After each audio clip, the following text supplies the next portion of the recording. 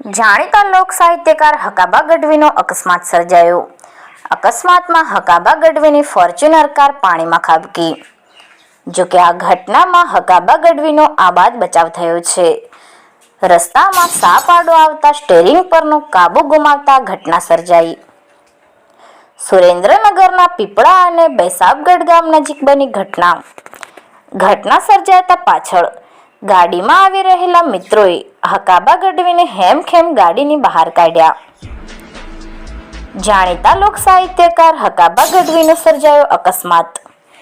અકસ્માતની આ ઘટનામાં સાપને બચાવવા જતા ગાડી પાણીમાં ખાબકી.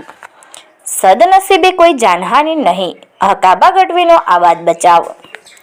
ઘટના દરમિયાન પાછળ ગાડીમાં આવી રહેલા મિત્રોએ હકાબા ગઢવીને હેમખેમ ગાડીની બહાર કાઢ્યા.